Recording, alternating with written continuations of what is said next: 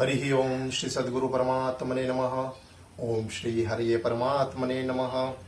नमस्कार के साथ आप सबके चरणों में वंदन करता हुआ मैं शास्त्र सेवक नाथबाल नीला भगत आप सभी का वैदिक सिद्धि यूट्यूब चैनल और परम पवित्र पावनी गंगा ये राम कथा जो है रामचरितमानस उनके 13वें दिन की कथा में आप सबका स्वागत करता हूं। आइए हम सब साथ में मिलकर यह कथा गान करें और 12 दिन की कथा में जो चौपाई का गान करके हम कथा कर रहे हैं उस चौपाई का गान करें और भगवान के चरणों में प्रार्थना करें कि हे राम भगवान, हम जो ये कथा कर रहे हैं उसका जो भाव उद्देश्य यह है कि ब्रह्मांड में जीव मात्र का कल्याण हो और जीव मात्र की रोग प्रतिकारक शक्ति बढ़े। तो आइए चौपाई का गान करते हैं। देही कदैविक भौतिक तापा राम राज नहीं काहू ही व्यापा। देही कदैविक भौतिक तापा राम राज नाही काहू ही व्यापा। तुलसीदास जी ने यह चौपाई लिखी है। इसका अर्थ ऐसा है कि देहिक, देविक और भौतिक तीनों प्रकार के ताप जो है राम राज्य में कभी व्यापते नहीं है। तो हम राम भगवान के चरणों में प्रार्थना करते हैं कि जीव मात्र के हृदय में आप राम राज्य का निर्माण हो और तीनों प्रकार के ताप से जीव मात्र सदा सर्वदा सर्वथा मुक्त हो। आइए अब आज की कथा गंगा है उसको हम आगे बढ़ाते हैं। अब कल तक की जो कथा थी बालकांड सोपान पूर्ण हुआ। आज की कथा से हम अयोध्या कांड की शुरुआत होगी। तो ये अयोध्या कांड की शुरुआत में तुलसीदास जी हर एक कांड इसको सोपान कहते हैं। हर एक सोपान की शुरुआत में भगवान श्री राम की, श्री शंकर की वंदना करते हैं। तो शंकर भगवान के चरणों में प्रार्थना करके कहते हैं कि शंकर भगवान आप सदा सर्वदा मेरी रक्षा कीजिए। फिर राम भगवान की मुखाकृति की प्रशंसा करते हैं और बताते हैं कि राम राज्याभिषेक का समाचार सुन के जिनके मुखाकृति पे इतना आनंद व्याप्त नहीं था और वनवास की बात जब आई तो जिनके मुखाकृति में दुख की मलिनता व्याप्त नहीं हुई, ऐसे परम सुंदर मंगल के रूप जो मुखाकृति है भगवान श्री राम, ऐसी मुखाकृति का स्मरण सदा सर्वदा मेरे मन में रहे। फिर तुलसीदास जी बहुत ही अच्छे जो हम हनुमान चालीसा की शुरुआत में चौपाई का गान करते हैं, यह दोहा, माफ कीजिएगा चौपाई नहीं पर दोहा है। श्री गुरु चरण सरोज रज निज मनु मुकुर सुधारी मरण रघुबर विमल जसो जोदायकु फलचारी। तुलसीदास जी कहते हैं कि श्री गुरु जी के चरण कमलों की रज से मैं अपने मन रूपी दर्शन को साफ करता हूं और ये मन रूपी जो दर्पण है उसको साफ करके मैं ये जो गुरु की रज है वो चारों फल देने वाली है, धर्म, अर्थ, काम और मोक्ष, ये चारों फल देने वाली गुरु की रज है। मैं उनको नमन वंदन करता हूं, प्रणाम करता हूं और उनकी चरण कमल रज से मेरे मन रूपी दर्पण को मैं साफ करता हूं। अब पहले की कथा में हमने यह देखा था, सुना था कि बारात जो है अयोध्या आ गई। अब अयोध्या में हर जगह आनंद का वातावरण है। उस समय क्या होता है कि राजा दशरथ अपना चेहरा देखने के लिए आईने में अपना चेहरा ऐसे देखते हैं तो उनको कान के पास सफेद जो बाल है, सफेद बाल दिखते हैं। तो यह देखने के बाद उनके मन में ऐसा विचार आता है कि अब मेरी उम्र हो चुकी है तो अब जो राज्य है ये राज्य मैं अपने बड़े बेटे राम को क्यों ना सौंप दूं। अब यह विचार आते ही यह विचार अपने गुरु मुनि वशिष्ठ जी को बतलाते हैं। यह विचार सुन के वो भी अति प्रसन्न होते हैं और राजा को कहते हैं कि आपने जो सोचा वो अच्छा सोचा, सही सोचा। अब देखिए हमारे सनातन धर्म शास्त्र भी यह चीज बताते हैं कि 1 से 25 साल की जो उम्र है वो उम्र जो है उसको ब्रह्मचर्य आश्रम बोलते हैं। आश्रम व्यवस्था अति सुंदर है। 26 से 50 साल जो है वो गृहस्थ आश्रम, अच्छे से गृहस्थ आश्रम का पालन करना चाहिए। 51 से 75 साल जो है उसको हम बोलते हैं वानप्रस्थ आश्रम, और 76 साल 76 टू 100 और उसके आगे का जीवन जो हम बिताते हैं उसको संन्यास्त आश्रम बोलते हैं। तो ये 4 आश्रम जो है, तो इसी प्रकार दशरथ जी ने जब कान के पास सफेद बाल देखे तो सोचा कि युवराज पद राम, ये जो राज्य पद है वो राम भगवान को सौंप दूं, मैं राम को सौंप दूं। तो गुरु वशिष्ठ जो मुनि है वो भी बताते हैं कि आपने सही सोचा है। फिर राजा जो है सुमंत्र के सहित अपने मंत्री परिषद को बुलाते हैं और कहते हैं कि आप पंच बताइए कि ये जो मैंने सोचा है सही है कि नहीं। तो वो भी राजा के निर्णय को सहर्ष स्वीकार करते हैं और बताते हैं कि नहीं, ये बहुत ही अच्छा निर्णय है आपका। अब यह बात होने के बाद गुरु वशिष्ठ जी आदेश देते हैं कि आप श्री राम को बुलाइए यहाँ पे। अब राम भगवान जो है यह बात सुनकर गुरु वशिष्ठ जी के पास आते हैं। अब गुरु वशिष्ठ जी उनका षोडशोपचार पूजा करते हैं और उनको यह समाचार सुनाते हैं। अब यह समाचार सुनने के बाद भगवान जो राम है वो सोचते हैं कि अरे ये कैसे हो गया, हम चारों भाई का साथ में ही जन्म हुआ था, साथ में पढ़ाई की थी, तो ये राज्य पद मुझे ही क्यों मिल रहा है वैसा है। तो देखो राम भगवान का मन कितना साफ है, उसके मन में जरा भी कुटिलाई नहीं है। वो जैसा सोचते हैं ऐसा अगर हर भाई सोचने लगे, जो बड़ा भाई है वो ऐसा सोचने लगे अपने छोटे भाइयों के बारे में, तो कलयुग में भी सतयुग का निर्माण हो जाए। तो तुलसीदास जी कहते हैं कि राम भगवान ऐसा सोचते हैं कि सारी चीजें एक साथ हुई तो सिर्फ राज्य पद मुझे क्यों प्राप्त हो रहा है, ऐसा मनोमन वो सोचते हैं। अब यह समाचार पूरी अयोध्या में प्रसारित हो जाता है कि कल जो है राम भगवान को राज्य पद मिलने वाला है। अब यह समाचार रानियों को भी मिलता है तो कौशल्या माँ, कैकेयी माता, सुमित्रा वो सब भी अति प्रसन्न हो जाती है वैसा है। अब यह समाचार सुनते ही देवता है वो व्याकुल हो जाते हैं वैसा है। क्यों व्याकुल होते हैं देवता, तो कि असुर राक्षस जो है रावण, उनकी सेना वो देवता को बहुत परेशान कर रहे हैं वैसा है। हमने पहले भी यह देखा था, इसके कारण ही भगवान राम ने जन्म धारण किया था। तो देवता सोचते हैं कि अगर राम भगवान को राज्य पद मिल गया, वो राज्य करने लगे तो अयोध्या छोड़ के जाएंगे नहीं, असुरों का नाश नहीं करेंगे। तो देवता लोग जो है, देवता सारे मिलके सरस्वती माँ के पास जाते हैं, बड़ी प्रार्थना करते हैं। तब सरस्वती माता मन में सोचती है कि अरे ये कैसा कार्य करने के लिए मेरे पास आए हुए हैं।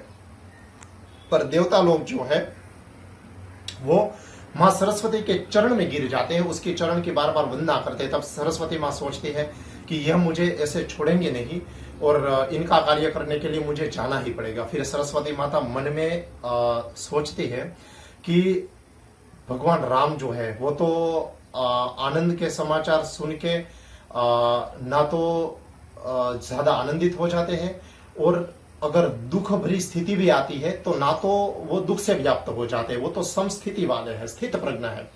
तो ठीक है, अब ये देवता का कार्य करने के लिए मुझे जाना ही पड़ेगा। तो सरस्वती माता अयोध्या में आती है और जो मंथरा है कैकेयी की दासी, उनकी बुद्धि में आके समा जाती है मां सरस्वती, और उनकी बुद्धि थोड़ी भ्रष्ट करती है। अब मंथरा जो है वो मंथरा राज्य में ऐसे देखती है सबको आनंदित, यह समाचार सुनने को उनको मिलता है तो उनकी बुद्धि कुटिल हो जाती है।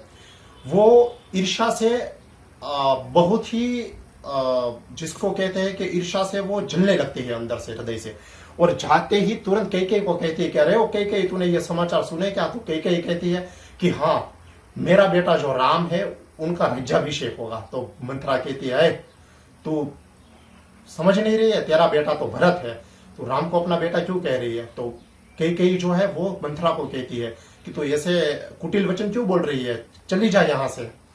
तो मंथरा कहती है कि वाह रे वाह, मैं तेरी दासी हूं, तेरी इतने सालों से सेवा कर रही हूं और तू मुझे जाने के लिए बोल रही है। फिर मंथरा जो है वो कैकेयी को कहती है कि बहुत बोली है रे तू। तो कैकेयी कहती है ऐसा क्यों कह रही हो?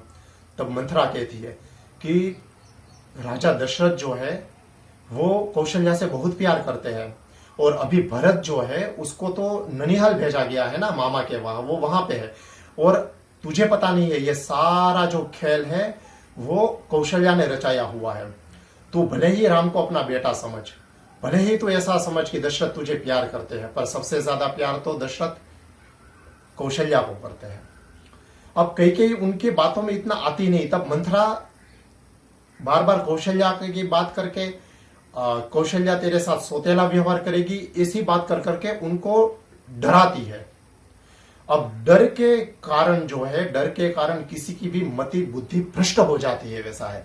अभी का समय ही देख लो, ये कोविड जो संकट चल रहा है, ठीक है, तो बहुत सारे ऐसे समाचार सुनने को मिलते हैं, ठीक है। अब इनका भी साइंटिफिक डेटा अगर कोई कलेक्ट करे, उनको एनालाइज करे, तो यह स्पष्ट तौर से यह सिद्ध हो जाएगा कि बहुत सारे लोगों की मृत्यु तो डर से हो जाती है, वैसा है, ठीक है। अभी 2-4 दिन पहले ही यहाँ सोसाइटी में मेरे साथ रहता है दोस्त, वो बता रहा था कि उनके कलीग की बहन, वो 30 साल की थी, तो वो इतनी डर गई, सहमा गई कि ऑक्सीजन लेवल उनका घटने लगा, उसको ऑक्सीजन दिया गया था, सारी दवाइयां भी दी गई थी, पर उनका हृदय, डॉक्टर ने बोला कार्डियक अरेस्ट आ गया, उनका हृदय बैठ गया। तो देखो, बहुत सारे मृत्यु तो कोविड के कारण होते हैं, ऐसा नहीं है।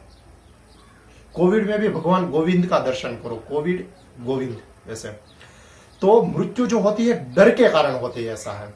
और शास्त्र पुकार पुकार के कहते हैं कि आप एक बार आपकी बुद्धि स्थिर हो जाए कि मैं ये शरीर नहीं हूं, मैं शरीर के अंदर बैठा हुआ जीवात्मा हूं, यह बुद्धि स्थिर हो गई तो फिर ये शरीर का नाश भी हो जाए तो क्या है, क्योंकि आत्मा को तो दूसरा शरीर प्राप्त होगा ही होगा। श्रीमद् भगवद गीता में कृष्ण भगवान बार बार पुकार के अर्जुन को यह कह रहे हैं, वैसा है। तो डर जो है, डर का इस्तेमाल किया मंथरा ने, और कई को सौतेला व्यवहार का डर बताया, फिर बताया कि राम राज्य पद प्राप्त करेंगे, भरत तो है नहीं, लक्ष्मण उनका बहुत बड़ा सेवक है, तो सेवक पद उनको मिल जाएगा, फिर भरत को बहुत भुगतना होगा और तुझे भी बहुत भुगतना होगा, मैं तेरी दासी हूं और तू कौशल्या की दासी बन के रहेगी। अब यह वचन सुन के कैकेयी के शरीर में एकदम दुख व्याप्त हो गया, मन में दुख व्याप्त हो गया, शरीर उनका कंपन करने लगा, जैसे अर्जुन की स्थिति थी, अर्जुन विषाद योग में। तो कैकेयी ऐसे दुखी हो गई और फिर मंथरा को कहने लगी कि अरे मंथरा, तू ही मेरा सब कुछ है, तूने मेरी अच्छी सेवा की है, तू बहुत अच्छे वचन कह रही है, अब मुझे बता कि मुझे क्या करना चाहिए। अगर तू मुझे कह दे तो मैं भरत को लेके, तुझे लेके मैं कैकेयी देश में चली जाऊं अपने पिता के वहां। तब मंथरा अंदर से आनंदित होने लगी और उसको लगा कि अब ये मेरे झांसे में अच्छे से आ गई है, वैसा है।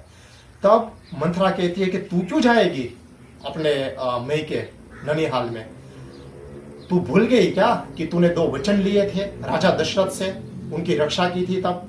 तो कैकेयी कहती है कि हाँ ये बात तो सही है, तो जाके अपने वचन मांग, अपने वचन का पालन करा। तो कैकेयी ये सुन के कहती है कि ठीक है मैं ऐसा ही करती हूँ। अब यह सुन के कैकेयी चली जाती है अपने भवन में, और भवन में ना जाके कोप भवन में चली जाती है। अब यहाँ पे अयोध्या नगरी तो बहुत आनंदित है, सब खुशहाल लग रहे हैं, वैसा है। अब राजा दशरथ भी खुशहाल है और उनको समाचार मिलता है सेवक के द्वारा कि मां कैकेयी आपको बुला रही है। तो दशरथ राजा खुश प्रसन्न होके जाते हैं, मन में सोचते हैं कि कैकेयी प्रसन्न होके मुझे कहेगी कि आपने बहुत अच्छा निर्णय लिया। पर जैसे ही भवन में जाते हैं कैकेयी को देखते नहीं। कोप भवन में जाते तो वहां कैकेयी ने अपने वस्त्र यहाँ वहां फेंक दिए हैं, पुराने वस्त्र पहन के वो पड़ी हुई है, आभूषण निकाल दिए हैं। तो दशरथ ये देख के कहती है कि कहते हैं कि अरे ये तुमने क्या किया और कोप भवन में तुम क्यों हो दाखिल। तब कैकेयी अपना जो है पासा फेंकती है और कहती है कि आप मुझसे बात मत करो। तब दशरथ राजा कहते हैं कि किसने तेरा ये हाल किया है, क्यों तू इतना दुखी है, तू अगर बताए तो मैं किसी देवता के साथ भी युद्ध करने के लिए तैयार हूं, कौन है तेरा दुश्मन तू मुझे बता। और मैं राम की सौगंध, मैं मेरा प्रिय पुत्र जो राम है उनकी सौगंध खा के मैं कहता हूं कि जो कुछ भी तू कहेगी वो मैं करूंगा। अब कैकेयी जो है वो प्रसन्न होती है, हृदय से, अंदर से प्रसन्न होती है, बाहर से दुख भरी कुटिल चाल चलती है और समझती है कि अब दशरथ ने अपने पुत्र राम की सौगंध खा ली है, अब मैं जैसा कहूंगी बताऊंगी वैसा ही यह करेंगे। तो कई आभूषण पहनने लगी, थोड़ा तैयार होने लगी, तो दशरथ राजा उनके छूने का प्रयत्न करते हैं तो उसको ऐसे झट करके मना कर देती है, वैसा है। तो दशरथ राजा कहते हैं कि अरे गजगामिनी कामिनी, ऐसे वचनों का प्रयोग करते हैं, वैसा है, प्रसन्न करने के लिए। दशरथ राजा पूर्णतः उनके झांसे में फंस चुके हैं, वैसा है। तो कई है वो कहती है कि आप भूल गए क्या कि 2 वचन मैंने मांगे थे, अब वो वचन की पूर्ति कीजिए। तब दशरथ जी कहते हैं कि अरे 2 वचन क्या, मैं 4 वचन देने के लिए तैयार हूं। और कई कहते हैं आप वचन का पालन तो करोगे ना। तब दशरथ जी कहते हैं रघुकुल रीति सदा चली आई, प्राण जाई पर बचन न जाई।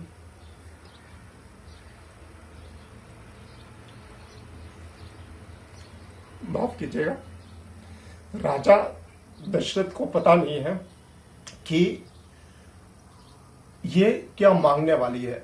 राजा दशरथ कह देते हैं कि मैंने मेरे पुत्र राम की सौगंध खाई है, और रघुकुल, राजा रघु का ये कुल है, और रघुकुल में यह रीत चली आई है कि प्राण का भी हम त्याग कर दे, पर एक बार वचन दे दिया फिर हम पीछे नहीं हटते।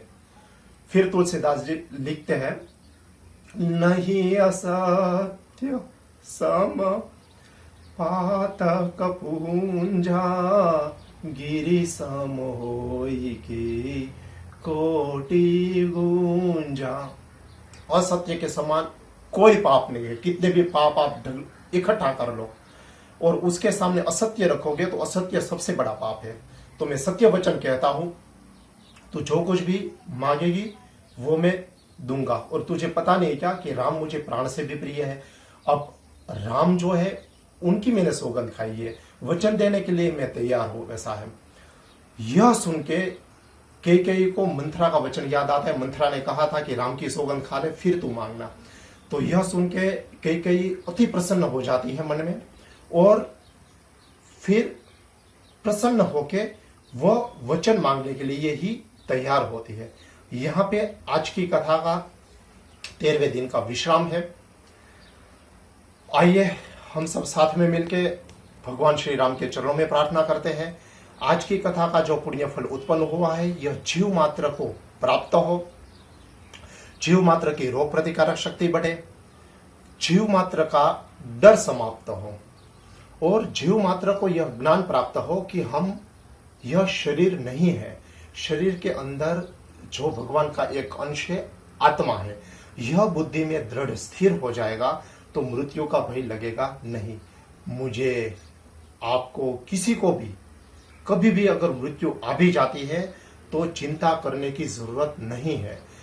भगवान ने जैसे गीता में कृष्ण भगवान ने कहा है कि जैसे हम पुराने वस्त्र को त्याग करके नया वस्त्र धारण करते हैं, ऐसे ही यह जो हमारा शरीर है, जो ठीक है, यह शरीर जो है, यह शरीर को आत्मा त्याग करके दूसरा नया शरीर धारण कर लेती है, वैसा है। डर हमें इस बात का रहना चाहिए कि धर्म का पालन न हो, यह डर है। डर हमें इस बात का लगना चाहिए कि भगवान का नाम ना ले, यह डर लगना चाहिए, वैसा है। मृत्यु का डर कृपा करके नहीं रखना चाहिए। और 2 दिन के बाद हनुमान जन्मोत्सव है। मैं सबको फिर से प्रार्थना करूंगा, हनुमान जन्मोत्सव के दिन हनुमान जी का हम महायज्ञ करने वाले हैं।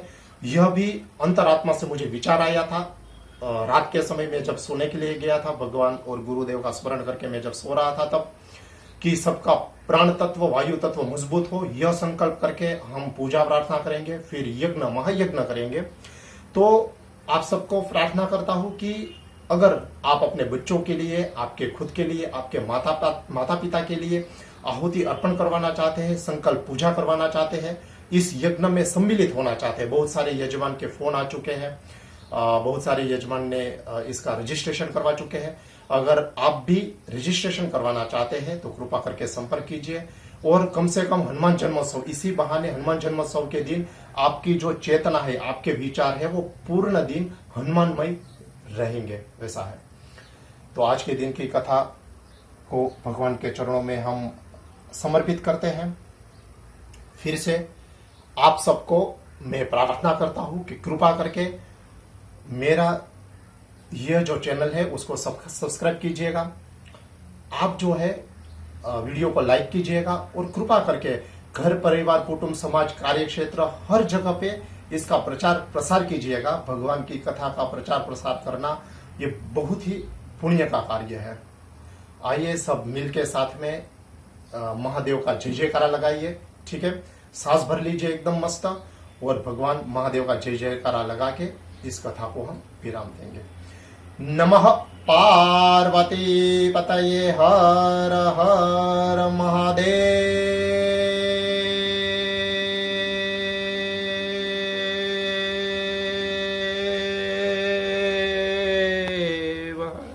श्री सद्गुरुदेव की जय। ओम शांति शांति शांति।